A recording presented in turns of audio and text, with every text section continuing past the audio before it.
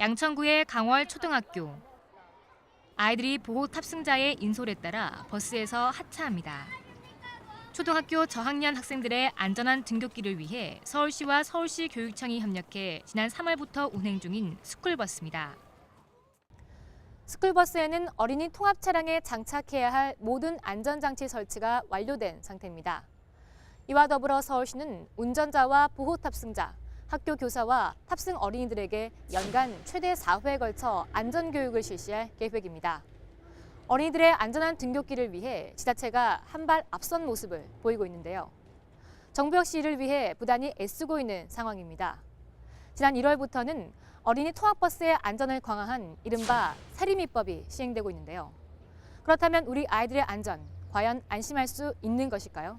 그 실태를 짚어봤습니다. 지난 1월 29일 개정된 도로교통법. 이른바 세리미법으로 불리는 이 법의 주요 내용은 13세 미만 어린이를 대상으로 하는 교육시설에서 어린이 통학에 이용되는 차량은 차량 신고를 의무화하도록 하는 것입니다.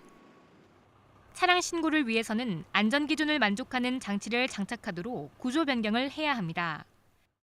정지 표시 장치와 보조 백밀러를 추가로 설치하고 후방 카메라 또는 후방 경보음 발생 장치 등이 설치돼야 합니다. 또한 통학 차량의 운영자와 운전자는 기존의 3년 주기에서 앞으로는 2년을 주기로 3시간씩 교육을 받아야 합니다. 한층 강화된 법 시행으로 어린이들의 등굣길이 안전해지길 기대했지만 법 시행 2달째인 지난 3월에만 어린이 통학 차량 사고로 3명의 어린이가 사망했습니다. 아이들의 안전을 확보하기에는 여전히 허술한 점이 많다는 방증입니다.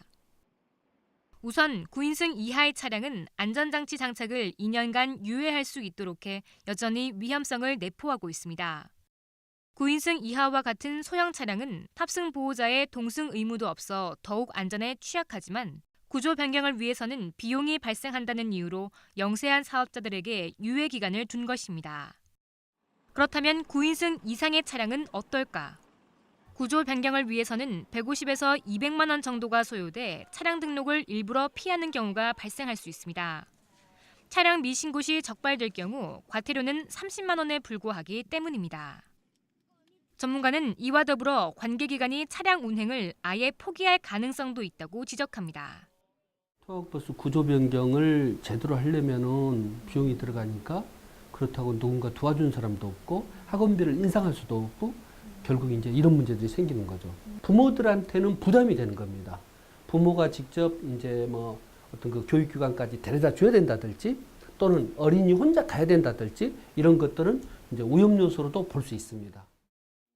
또 하나의 문제는 부실한 안전교육입니다.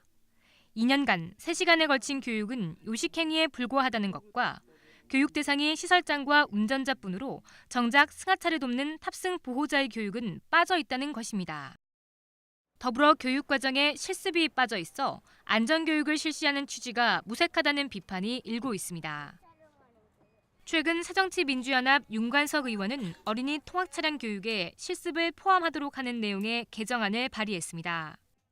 세리미법에 들어가 있는 그 내용들이 있음에도 불구하고 어린이 안전이 좀 더 획기적으로 강화되지 않는 것은 뭔가 허점이 있다. 안전교육을 실습을 해서 그 실습이 실제 아이들을 통근시키는 그 길을 갖다가 다녀보면서 얼마나 많은 위험 요소가 있는 것인지 또 아이들이 그런 안전에 만약에 위험에 노출됐을 때 얼마나 크게 피해를 입는 것인지 이런 것들을 실습을 한다면은 여전히 교통사고 위험에 노출되어 있는 우리 아이들.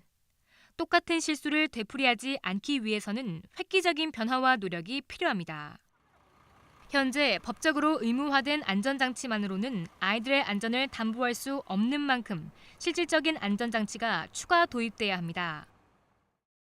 지난 3월 경기도 광주에서 발생한 통학차량 사고 역시 당시 차량에 안전장치가 모두 장착되어 있었지만 아이가 통학버스의 바로 앞으로 지나가면서 운전자가 보지 못해 결국 사망사고로 이어졌습니다.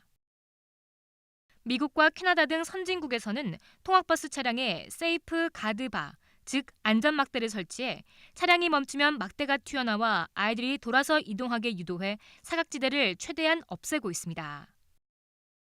또한 통학 차량의 후방뿐 아니라 전방에도 의무적으로 센서를 장착해 이중적인 안전장치를 갖추고 있습니다.